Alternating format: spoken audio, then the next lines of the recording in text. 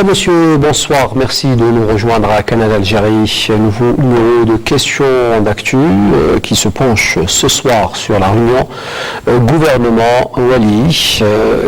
Elle a abordé plusieurs problématiques avec en toile de fond, bien évidemment, le financement des collectivités locales qui est une préoccupation majeure pour l'État au moment où les ressources budgétaires se font rares. Alors, une conjoncture qui complique, me diriez-vous, davantage la situation financière. De 63% des communes dont les finances sont négatives ou accusent un déficit.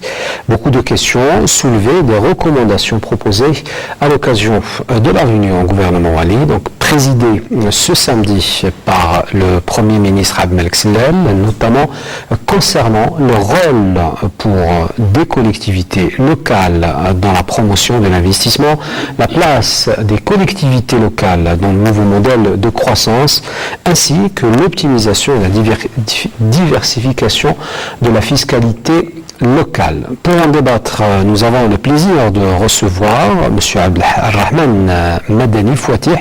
Vous êtes Wali de Boumeldes. Merci d'avoir accepté notre invitation. Merci de nous avoir conviés.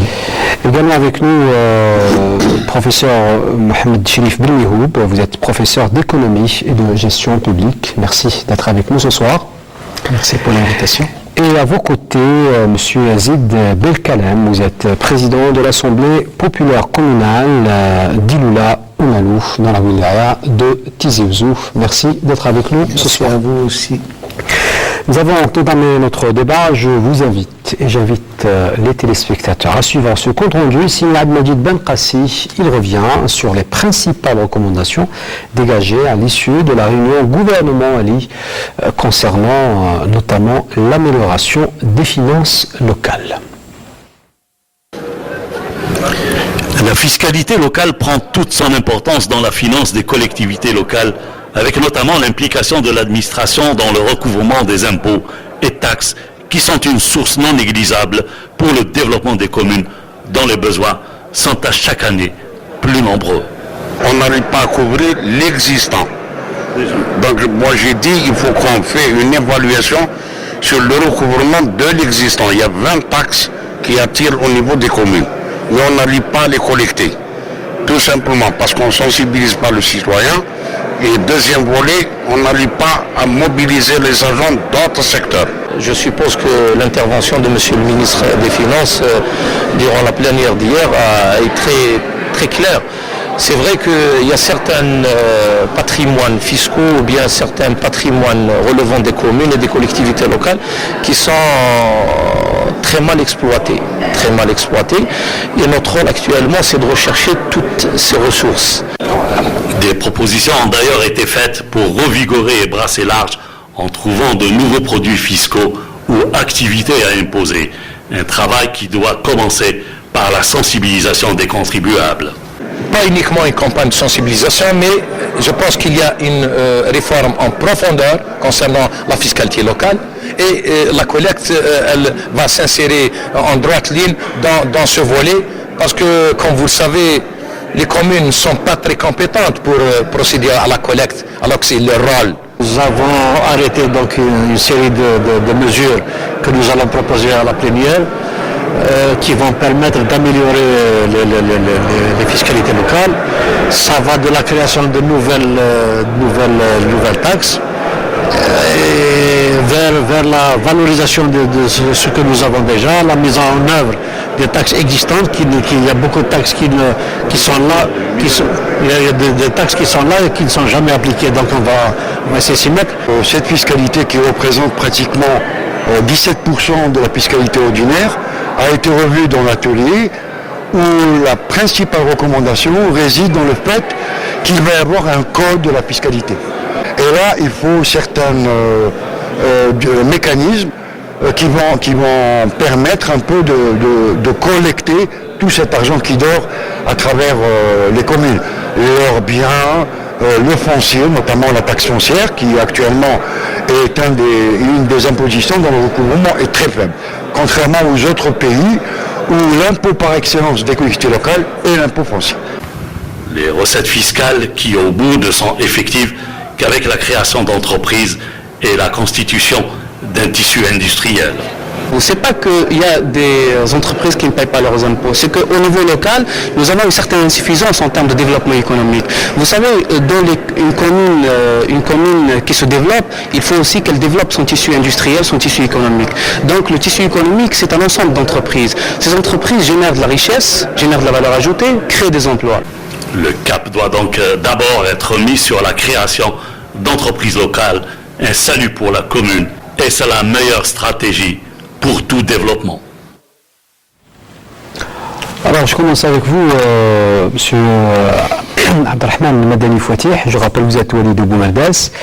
Comme on vient de le voir, la problématique des ressources et du financement des collectivités locales se pose d'une manière très importante, surtout avec la raréfaction des ressources en provenance de l'État.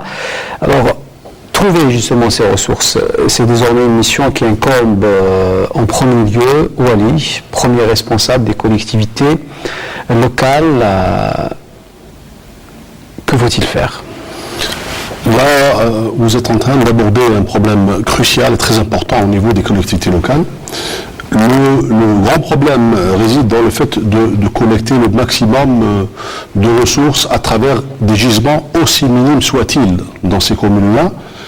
Et puis, cette habitude, je dirais entre guillemets, de recevoir les subventions de la centrale a pratiquement créé une certaine inertie dans la recherche de ces financements qui sont là, qui sont présents sur le terrain de toute collectivité, de toute commune. Il n'y a qu'à chercher.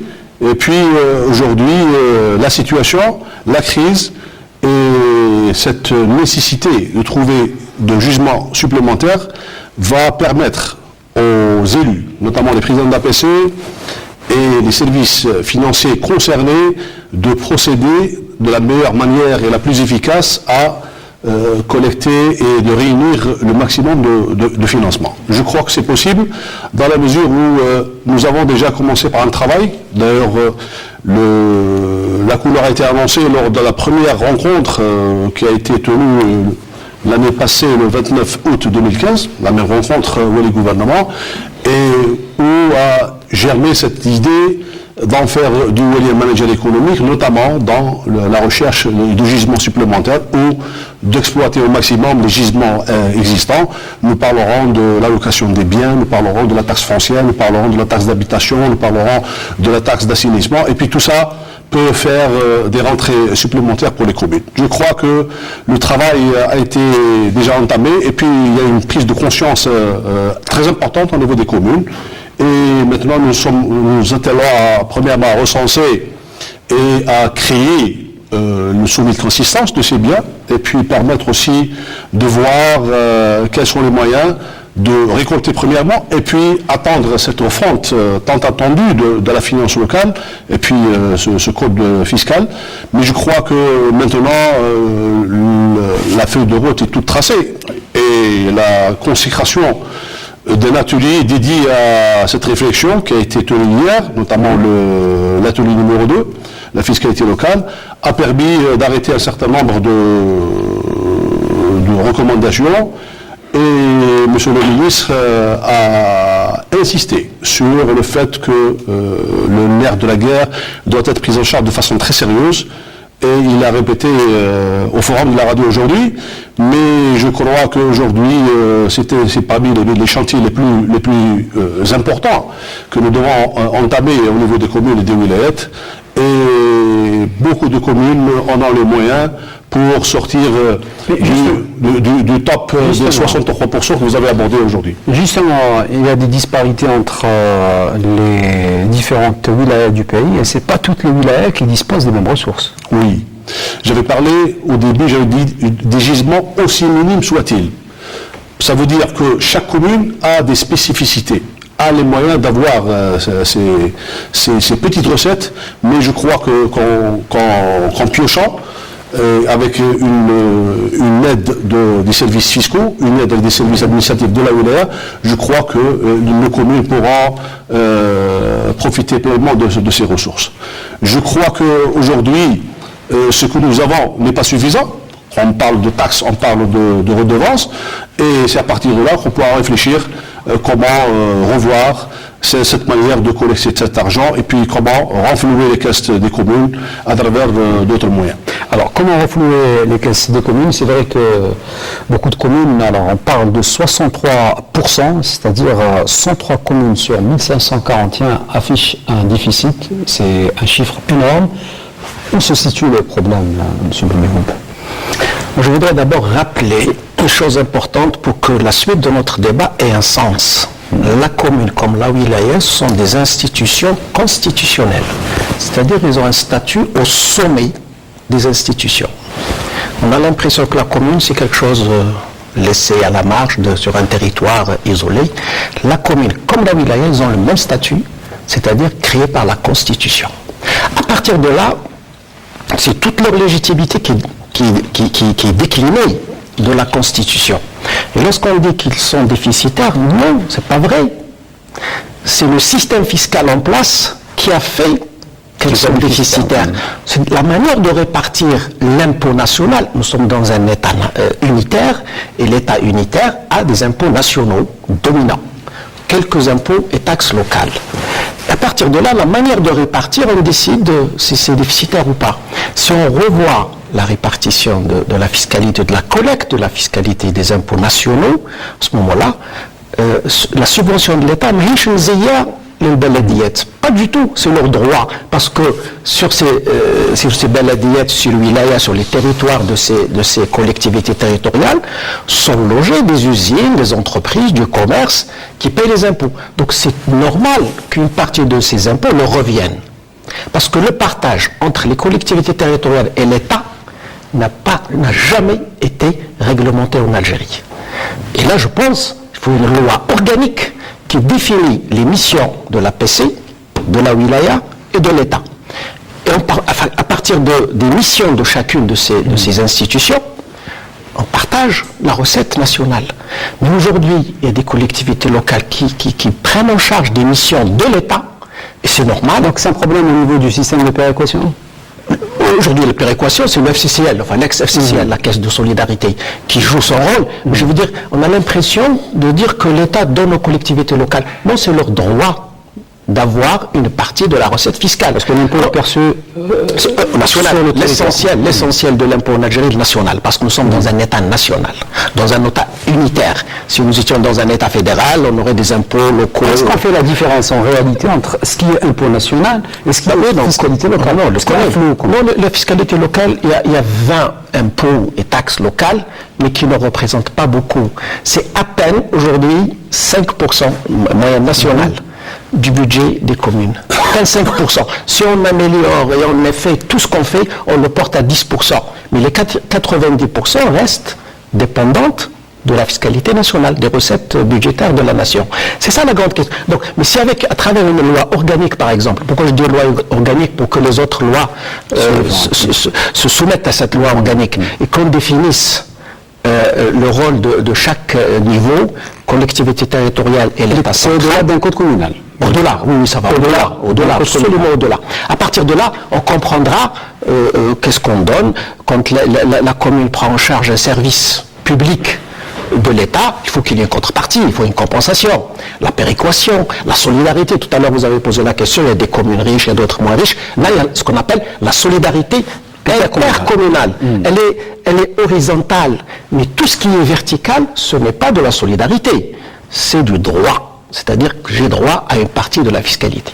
Maintenant, il y a un problème sérieux sur la partie de la fiscalité locale qui n'est pas collectée. C'est vrai, la négligence, parce que ça ne représente pas beaucoup pour les communes. Donc on néglige. Si l'importance augmente de ces taxes et impôts locaux devient important, la commune va peut-être chercher à collecter un peu plus. Mais ce n'est pas un argument pour ne pas collecter les impôts locaux, même si ça ne représente pas beaucoup. D'abord, ils ne sont pas outillés. Ensuite, le ministère des Finances est très jaloux pour garder ses prérogatives. Ses prérogatives. Donc il y a un problème d'organisation de nos collectivités territoriales. Et l'enjeu, je crois, de l'Algérie, l'avenir de l'Algérie dépend des collectivités territoriales. Si on ne fait pas attention et à les organiser correctement. On a changé le code de la commune de la wilaya il y a 2 ans, 3 ans, 2012. Donc si on a bien pensé déjà un peu local en réalité. Si on a, mais ça ne représente pas beaucoup en volume, en recettes, ça ne représente pas beaucoup. C'est la TVA qui est reversée à travers le FCCM, c'est la TAP qui est reversée. Mais les impôts locaux, c'est des miettes. Si aujourd'hui on ne s'occupe pas sérieusement de cette question de développement territorial, de statut des collectivités territoriales, effectivement, nos politiques futures, nos politiques publiques seront difficilement menées localement. Donc, la grande question, c'est de définir le rôle, les missions de l'État et les missions des collectivités territoriales. Est-ce qu'un jour, on peut donner la prérogative à une assemblée populaire communale de définir son propre impôt sur son territoire? Pas dans tout, parce que nous sommes un État unitaire. C'est-à-dire, on ne peut pas aller jusqu'à avoir des impôts locaux dans tous les domaines. La Constitution a prévu les cas où on peut avoir, sur l'impôt foncier par exemple, une partie de l'assiette fiscale qui peut relever de la commune. Maintenant, je vais un peu dans le sens de ce que vous venez de dire, et comment inciter les APC et les wilayas. D'abord, une anomalie. Pourquoi au niveau le plus bas, parce que Wali comprend parfaitement ce que je vais dire, au niveau le plus bas, c'est-à-dire la PCI, l'exécutif est élu. Au niveau de la wilaya, on a mis 2 têtes. Le Wali représentant de l'État et la POI élu. C'est pas normal. Normalement, on continue sur la même logique.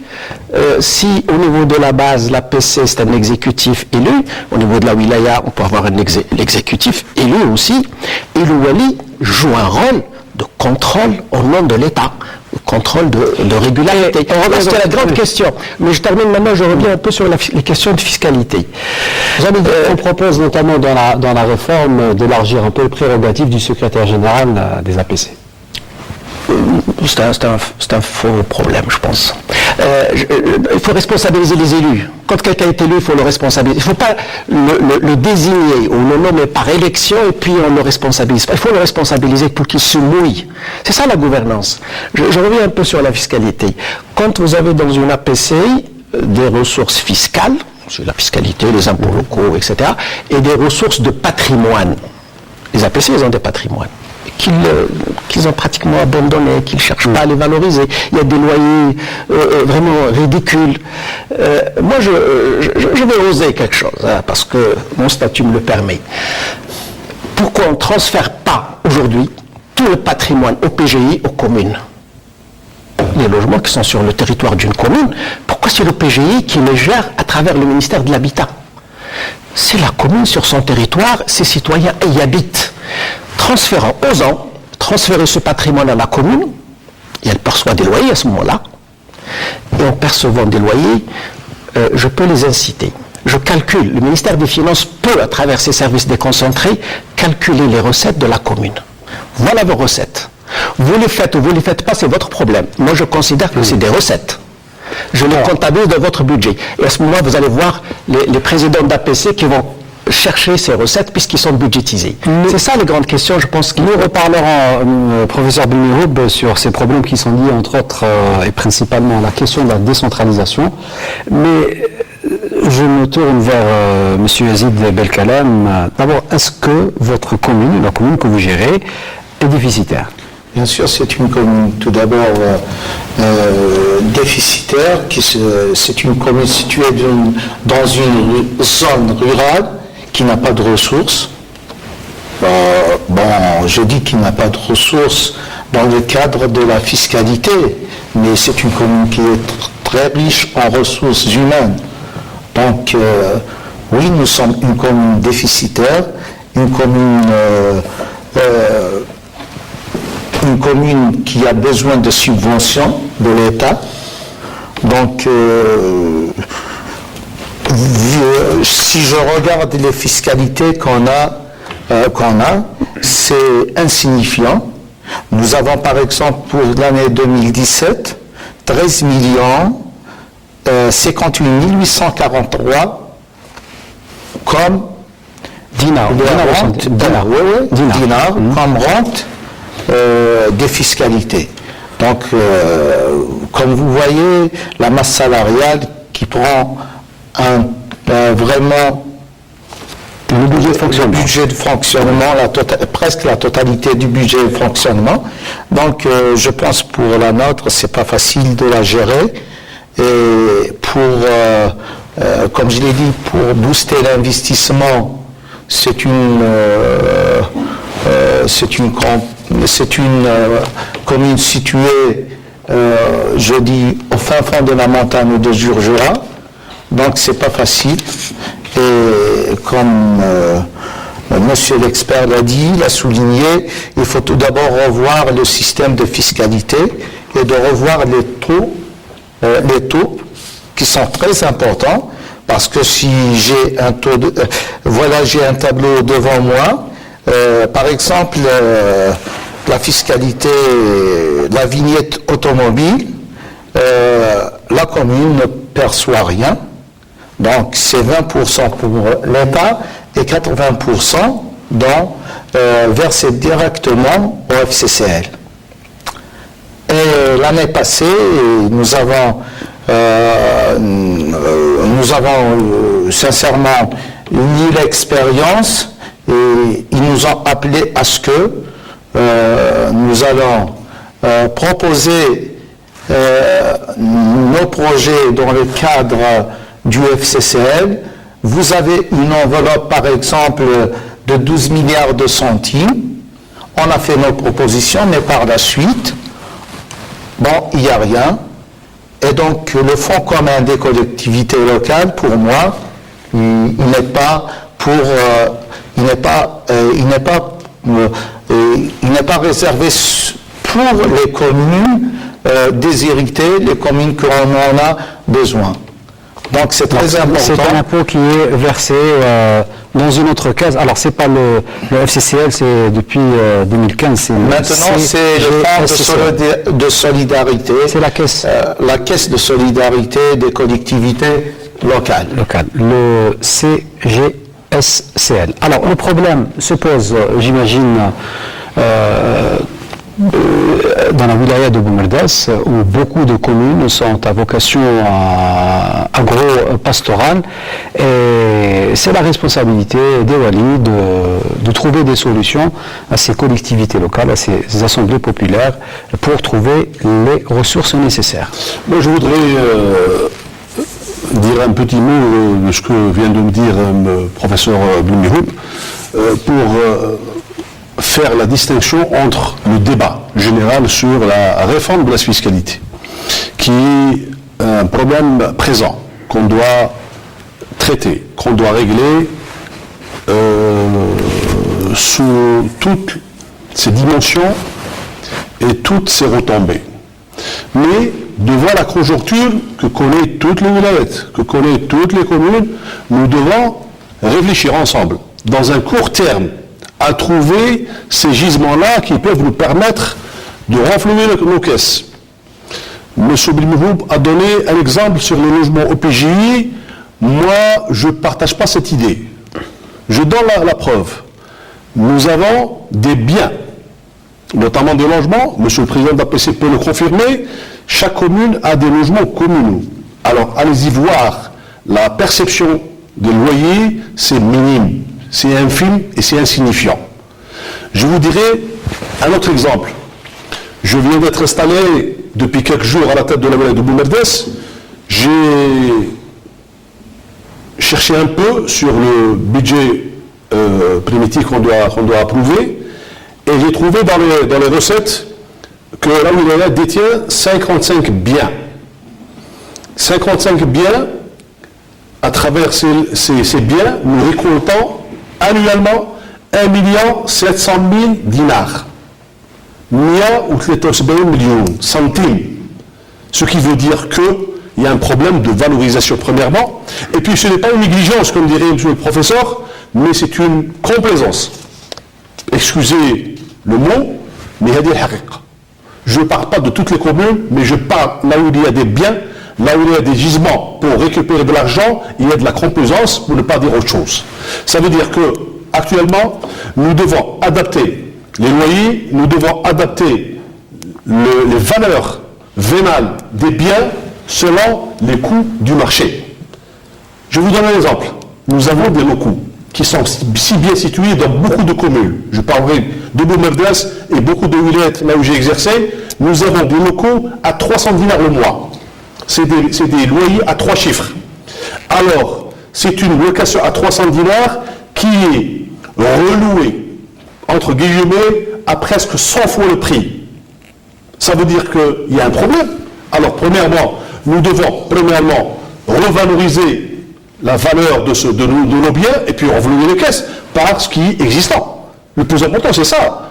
Le débat que nous voulons entamer, que je partage pleinement, ça, c'est une autre paire de manches. C'est parmi les recommandations que vous avez proposées. Oui, bien sûr. Aujourd'hui, commençons par arrêter le sommet de consistance. Qu'est-ce qu'on a? Beaucoup de communes ignorent ce qu'ils possèdent, premièrement.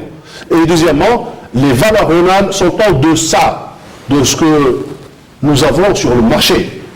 Alors, nous avons des locations de locaux à 300 dinars. C'est inadmissible en 2016.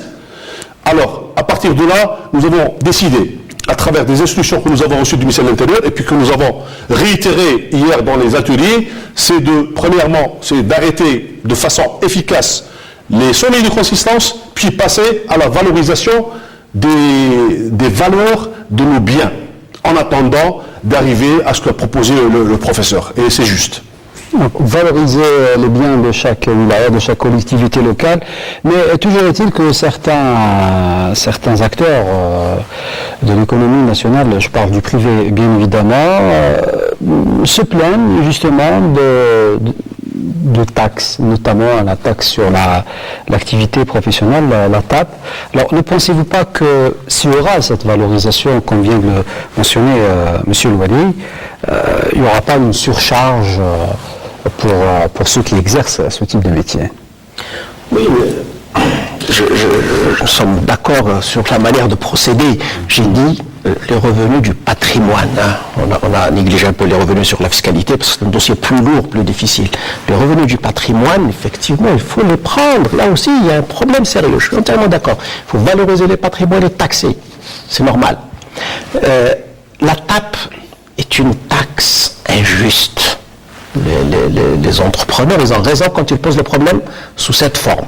C'est-à-dire, dès que vous réalisez un chiffre d'affaires, vous payez un pourcentage, 1,5, ça a été ajusté il y a 2 ans, 2 années consécutives, on l'a ramené de... Elle constitue l'une des principales ressources quand même. Oui, c'est pour ça que je dis qu'elle est injuste pour l'entrepreneur, parce que dès qu'il réalise un chiffre d'affaires, il est taxé. Alors que peut-être au final, il n'a pas de bénéfice. Donc il paye une taxe même s'il ne fait pas de bénéfice, parce qu'elle est calculée sur le chiffre d'affaires. C'est ça où on trouve un peu son injustice, parce qu'elle est sur le chiffre d'affaires et peut-être après l'entrepreneur fait des pertes, parce que c'est pas le chiffre d'affaires, il y a des charges qu'il faut... Donc c'est légitime de demander sa suppression. On ne la trouve pas d'ailleurs dans la quasi-totalité des systèmes fiscaux internationaux. Maintenant, il y a une période de transition. Ce qui a été fait par la loi de finances de 2015 et 2016, c'est de la réduire et de préparer éventuellement sa disparition, mais il faut trouver par quoi la remplacer. Parce qu'aujourd'hui, c'est l'une des taxes qui alimente le FCCL. Et même une partie versée directement aux APC.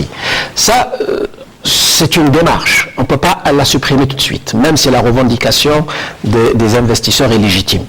Il faut peut-être, ça va prendre un temps, le temps de mettre en place des substituts à cette taxe, à ces ressources qui sont importantes sur le plan budgétaire. L'autre élément, lorsqu'on demande aux APC de jouer le rôle de manager économique, etc. On a utilisé des mots très forts. Mais lorsque cet APC, cet exécutif au niveau de l'APC, n'a pas l'autonomie nécessaire pour le faire. Ils n'ont pas les moyens d'abord. Sur le plan budgétaire, on vient de voir comment ils sont, dans quelle situation ils sont. Deuxièmement, ils n'ont pas l'autonomie nécessaire.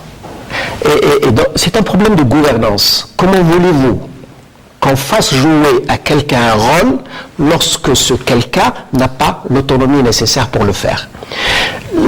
La commune en Algérie, depuis l'indépendance, c'est pas nouveau, hein, depuis l'indépendance, est considérée comme un acteur mineur. Il a une tutelle. Alors que sur le plan constitutionnel, il n'a pas de tutelle. C'est une collectivité territoriale. La première cellule. De base. Pas la première, on est cellule de base de l'État. Donc franchement, il n'a pas besoin d'avoir une tutelle. Or aujourd'hui, de fait, on exerce sur la commune une tutelle par l'administration, par le wali, par un certain nombre. Je pense que si on veut vraiment faire de ces communes et des wilayas, qui est notre collectivité territoriale, des acteurs majeurs du développement économique, il faut d'abord les affranchir de tutelle. Bien sûr, il y a un contrôle. Je ne vais pas dire qu'il va créer des républiques en Algérie. Non, il y a un contrôle. Nous sommes dans un État unitaire avec ses instruments, avec son contrôle. Mais donnons-leur l'autonomie nécessaire pour qu'ils deviennent acteurs, pour qu'ils jouent le rôle, ils assument les responsabilités. À ce moment-là, ils assument beaucoup de responsabilités. Vous relancez le débat d'une question cruciale, c'est la relation entre les élus et les walis, les commis de l'État. Monsieur le wali. Le wali, en tant qu'autorité, a toujours désigné les élus comme partenaires à part entière dans l'action de développement local. Et je crois que on ne peut pas parler d'un clivage entre les deux autorités dans la mesure où il y a une complémentarité, premièrement. Deuxièmement, si je me focalise sur le problème de valorisation et de la récolte des taxes actuelles, sans pour autant aborder l'aspect qui a été abordé par Sibeli Bihoub. C'est un problème qui est entier, qui est lourd, et puis pour lequel on doit s'atteler à bien le maîtriser.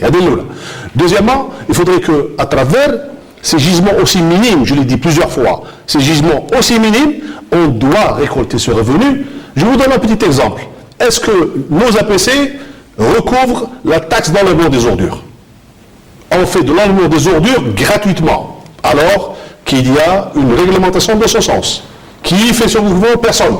Alors vous avez un gisement. À partir de là, il faudrait réfléchir à récupérer cet argent, en plus de la valorisation de ces biens qu'on a abordés, et puis trouver d'autres gisements. Quand je dis gisement, et là, la thématique de la rencontre où est le gouvernement, c'était dans ce sens. Comment faire participer l'économie locale à l'investissement national? Et parler de partenariat privé, public. Moi, je suis une commune, j'ai une structure importante que je peux louer à un privé pour en faire un montage financier ou à défaut faire un partenariat, c'est possible. Et à partir de là, on pourra faire participer l'investisseur privé dans les missions qui étaient auparavant classiquement dévolues aux communes. C'est ça le véritable problème qui a été posé dans les ateliers. On avait parlé de fiscalité locale dans le sens où on doit récupérer notre argent, notre dû qui est là, qui se perd dans la nature, mais pour lequel, à bon escient ou de mauvaise foi, on ne le récolte pas. C'est ça le plus important. Alors si on pouvait constituer tout ça, vous allez trouver la taxe d'habitation, la taxe d'enlèvement des ordures, la taxe d'assainissement, l'allocation des biens, et j'en passe. Et j'en passe, il y a beaucoup de gisements. À partir de là, c'est ça le véritable problème, et c'est la véritable thématique qui a été posée hier. Maintenant, le dossier de la refonte du système fiscal, c'est autre chose. Ce n'est pas à l'ordre du jour, du moins pour nous. Hier, quand il y a eu la rencontre des wali gouvernements, c'était avec tous les partenaires, y compris les partenaires économiques.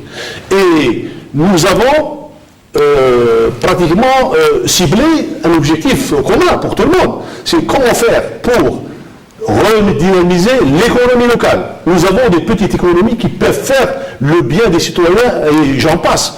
Nous avons un exemple édifiant en Europe, en France, les petits villages. Je reviens un peu à ma question de départ. Vous avez parlé, en parlant des élus locaux comme partenaires, mais les élus locaux voient en la personne, enfin pas la personne, en l'autorité du wali, une autorité. C'est là où se pose le problème. Vous parlez de quoi? Je parle de la relation entre l'élu et le wali, comme autorité. Nous sommes chargés ensemble, élus et administratifs, parce que je vous parle de partenaires, mais est-ce que les PAPC, par exemple, parlent des walis comme des partenaires? Et bien sûr. Ou tutelle. Mais bien sûr. On n'a jamais dit et donné des ordres au PRPC de faire le contraire de ce que prévoit la réglementation.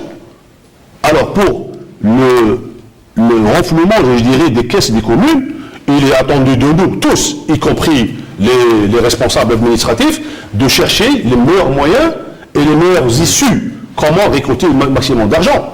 Et ça, il ne faut pas être élu ou administratif pour le régler. Nous devons être aujourd'hui autour de ce petit atelier qui pratiquement doit trouver son prolongement, son démembrement au niveau de la wilaya et discuter et pour dire, premièrement, trouver la recette, pas miracle, mais la recette réaliste pour chaque commune. Parce que le problème diffère d'une commune à une autre, dans la même wilaya. Et à partir de là, dire, voilà, quels sont les moyens, quelles sont les recettes, quels sont les gisements, et à partir de là, faire ensemble de renflouer ces caisses. Maintenant, s'il y a des difficultés, l'autorité, la tutelle, je parlerai beaucoup plus de tutelle, d'animation locale, c'est elle qui doit trouver les voies et moyens et puis les mécanismes, comment apporter sa compétence technique aux APC. Ça, c'est le plus important. Peut-être qu'il faut revoir la loi organique qui définit la relation qui existe entre la wilaya et la collectivité locale de base. Qu'est-ce que vous en pensez? Donc, vous savez, je vais pas, c'est pas pour contredire M. Le Wali, mais tout d'abord, je vais vous dire une chose, dans une commune, dans une daïra, il y a ce qu'on appelle le receveur intercommunal. Donc, la fiscalité, c'est pas la commune qui la recouvre, mais c'est le trésorier intercommunal qui est chargé de la collecte des taxes, et c'est la direction des impôts. Donc, on ne doit pas accuser les élus locaux comme quoi ils ont négligé la fiscalité. C'est le rôle du ministère des Finances, le rôle du trésorier intercommunal et le rôle de la direction des impôts. Donc, lorsque je parle sur la fiscalité, sur les rentes, le taux qui est attribué aux communes, je dois parler de l'évasion fiscale au niveau national. C'est très important. Maintenant, en tant que citoyen, je vais acheter un produit, mais je ne reçois pas de facture. Là, c'est un problème. Vous parlez de l'économie informelle. Bien sûr. Et encore, moi, ce que j'ai appris dans la vie, on ne peut pas, il n'y aura pas de bonne gouvernance sans la décentralisation. Alors, la décentralisation, ça sera un point que nous aborderons tout à l'heure, mais on reste sur la question de l'investissement. Je me tourne vers vous une nouvelle fois, M. Abdelrahman Madani, Fouatih, Walid Boumerdès. Alors, les recettes fiscales ne représentent qu'une partie négligeable, 2%, si on se réfère aux chiffres présentés par le ministre des Finances, tandis que le reste des revenus globaux des collectivités locales est composé de 87% de la fiscalité locale et de 11% des dotations budgétaires. Alors, la problématique est là. Peut-on inverser la vapeur entre l'investissement et les revenus fiscaux? Oui. Et c'est ça le but du premier atelier qui a été chargé de trouver cette relation dynamique, de relancer l'investissement à travers une participation locale.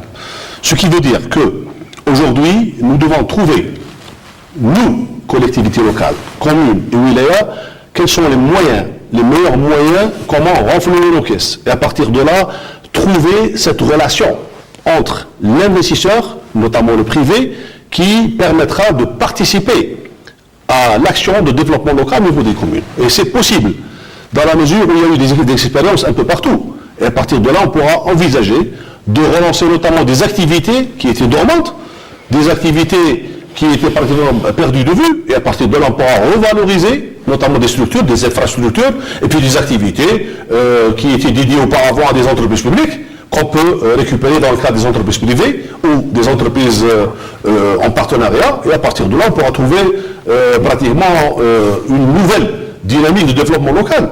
Nous avons un exemple. Moi, j'étais à Adrar, on avait une usine qui était de renommée, une usine de concentré de tomates, qui était fermée pendant 20 ans. Et il ne faut pas réfléchir dans l'activité sur l'impact direct, mais beaucoup plus sur l'impact sur l'environnement, dans la mesure où cette usine, fermée pendant 20 ans, a été réouverte à travers une participation de la collectivité avec un investisseur privé qui est venu de l'Est, c'est un spécialiste de la matière, et il y a eu une réouverture après 20 ans, et puis c'est tout le bassin de culture des tomates au niveau de cette région, notamment les Outre-Frontières, Rebiel, Aoulef, Sali, c'est tous ces paysans-là à qui on a rapporté et redynamisé leur bonheur. Je veux dire que nous avons beaucoup de petites expériences qu'on pourra fructifier, enrichir et puis arriver à trouver, parce qu'il ne suffit pas de dire que nous avons besoin, de dire que nous sommes dans la nécessité d'avoir des deniers en plus, mais rechercher localement ce qu'on peut faire. Nous avons des petits labels à mettre en valeur. J'allais dire des petits villages ont fait le bonheur de la France. Des petits villages avec des labels qui ont créé des grands fromages, qui ont créé de la vaisselle, qui ont créé des confiseries. Nous aussi, on pourra le faire à Tizi Ouzou aussi. On pourra parler du tapis des Tichèmes, on pourra parler de la poterie de Maatra, on pourra parler de la vianderie de Beniouni, on pourra parler d'escargots de Mina, et j'en passe. C'est pour ça qu'il ne faut pas négliger ces petits gisements. Mais à l'origine du dysfonctionnement de l'investissement local, c'est la relation qui existe entre les investisseurs et l'administration. Le problème se pose ici, en dehors des bonnes volontés. On parle de l'administration comme étant quelque chose qui empêche l'investissement local à travers la bureaucratie. Monsieur Azeli, il faut admettre une chose, c'est qu'il y a eu évolution positive dans la situation. Nous avons évolué et nous sommes là dans l'exercice des collectivités locales depuis plus de 3 décennies. Je vous dirais qu'il y a eu évolution. Et puis maintenant, nous savons que nous avons besoin de ces investisseurs. Maintenant, il y a beaucoup de verrous qu'on a éliminés dans le parcours, notamment le CAPIREF.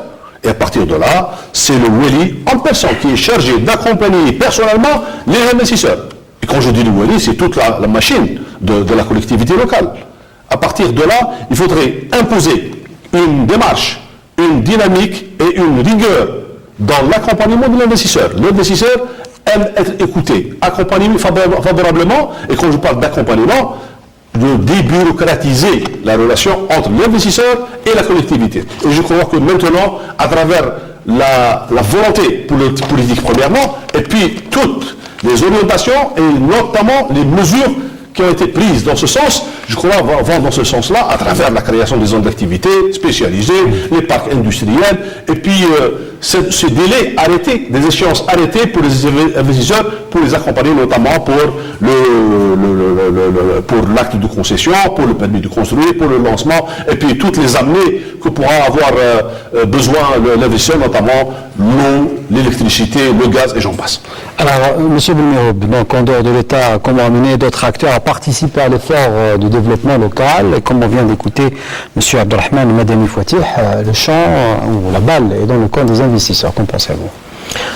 Non, le problème n'est pas de situer où se situe la responsabilité. Je pense que tout le monde est responsable collectivement. Sauf qu'il faut préciser les frontières des responsabilités et des missions. L'investisseur, quand il veut investir, il a le choix sur un territoire. Sur un territoire, il va localiser son investissement par rapport soit à une ressource naturelle, soit à des infrastructures, etc. Qu'est-ce que peut offrir une collectivité territoriale, et en l'occurrence une APCI? Elle ne peut rien offrir à l'investisseur. Il y a 2 ressources qui normalement et théoriquement doivent lui revenir. C'est le sol, le territoire quand même, c'est le minimum. L'APC ne possède pas, ne dispose pas librement de son sol. Ça, c'est le premier facteur de production que peut offrir une APC à un investisseur. Il lui dit, venez, je vous donne le sol, le foncier industriel. Deuxième ressource que peut offrir une APC, une collectivité territoriale quelconque, c'est le service administratif, c'est-à-dire s'occuper du permis de construire, etc. Or, sur les deux ressources qui lui reviennent normalement et dans le bon sens, sans faire de théorie juridique, ne les possède pas dans la totalité. Demander un permis de construire passe par la PCI. Mais il va passer beaucoup plus de temps dans les services déconcentrés qu'au niveau de la PCI. Ça, c'est un problème, parce que le président de la PCI signe le permis de construire. Mais après avoir été soumis à des approbations, ce qui est tout à fait normal, mais il faut que le président de la PCI soit le maître d'œuvre de cet acte administratif. Alors là, il le subit, il attend qu'on lui renvoie. Il ne peut pas demander, exiger un délai, etc. Sur le sol, la même chose. Le statut du sol en Algérie fait que la mairie ne dispose pas de tous les droits de propriété pour affecter un sol et elle est soumise à des autorisations et la concession lui échappe totalement quand il s'agit de concession. La zone industrielle, quand elle est créée, elle lui échappe totalement. Donc ce sont ces questions.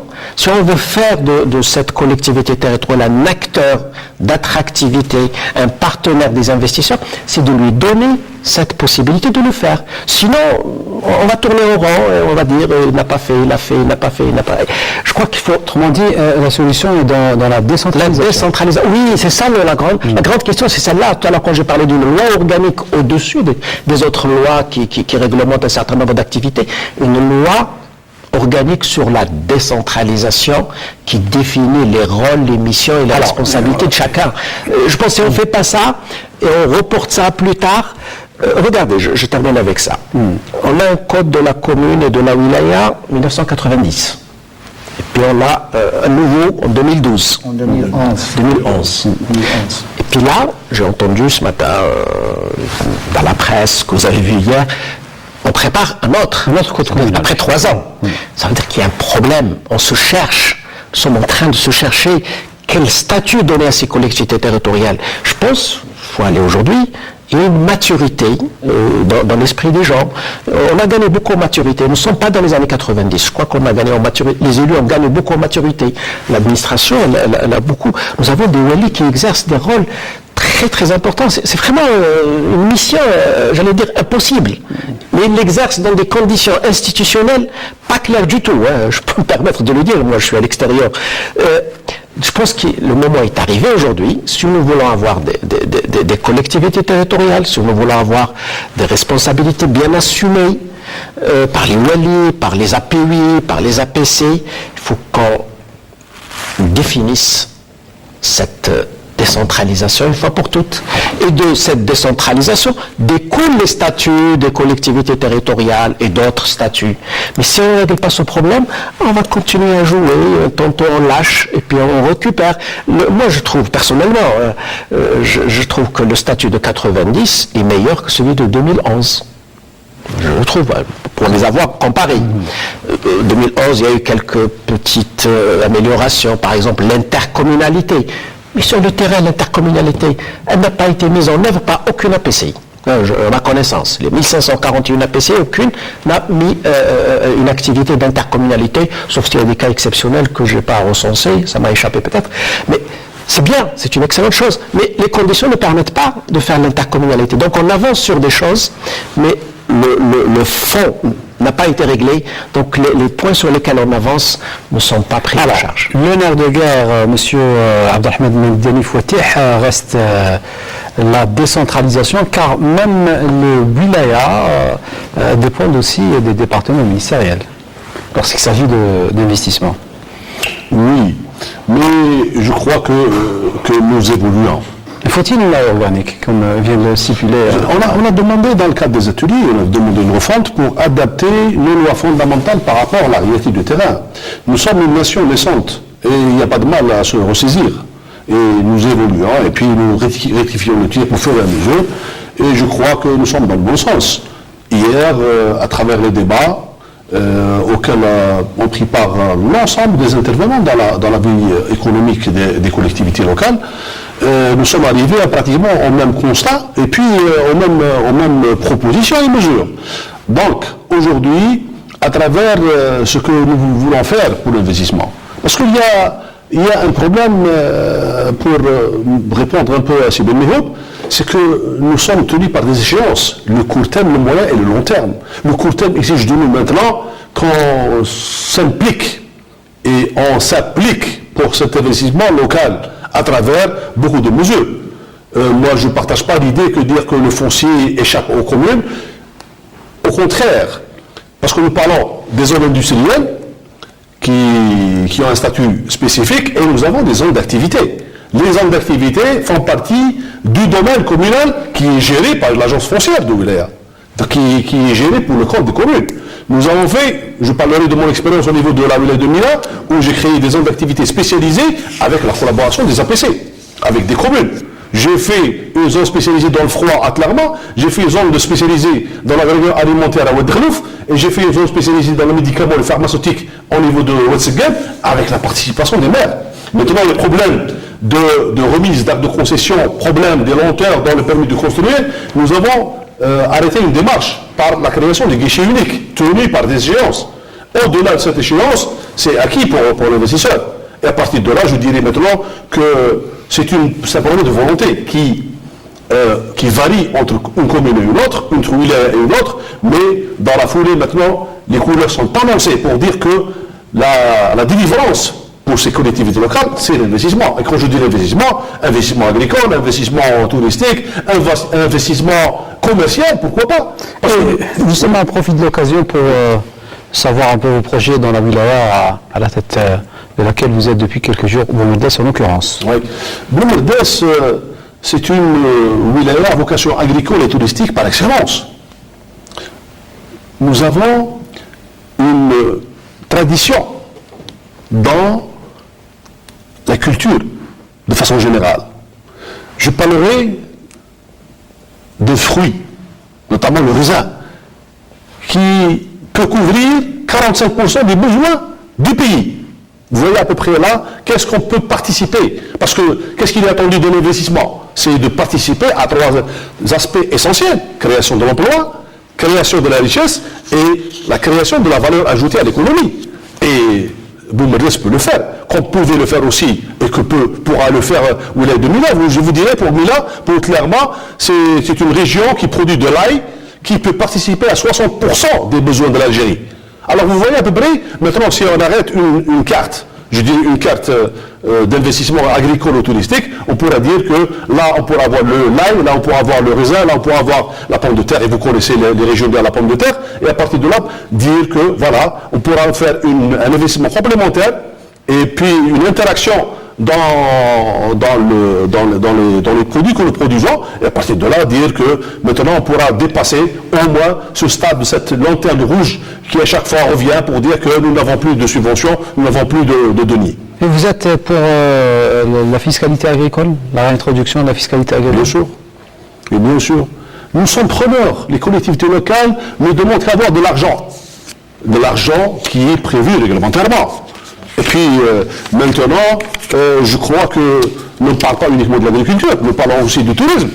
Le balnéaire à Boumerdès, il fait presque 89 km linéaires. Donc vous voyez à peu près ce que nous pouvons récolter comme argent. Alors il faudrait trouver quelles sont les recettes, comment récolter cet argent-là. Et c'est possible. Nous avons d'autres régions avec des stations thermales.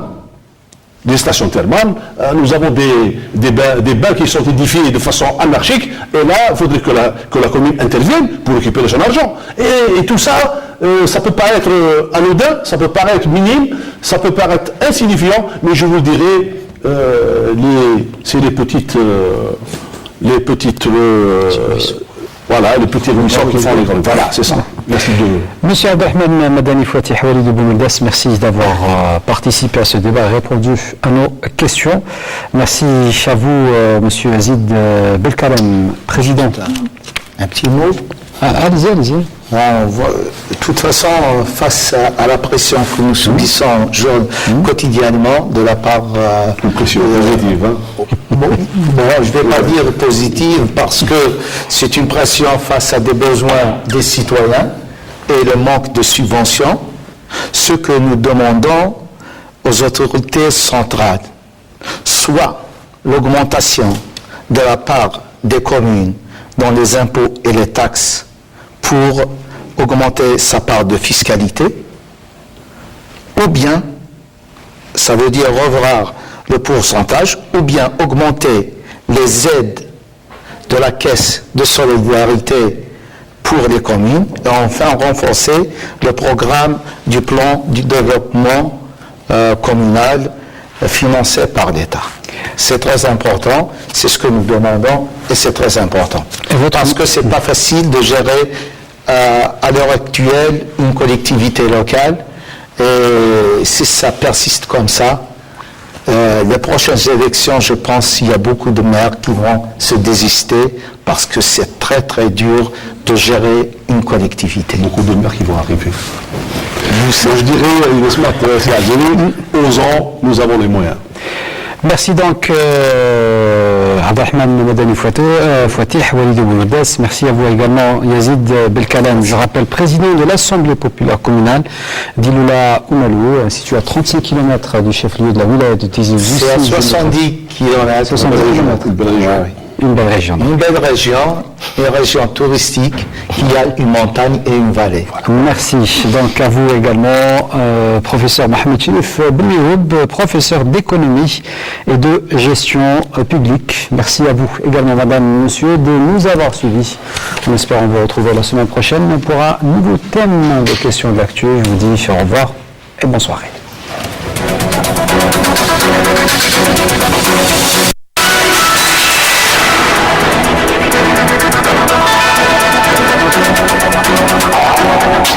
back.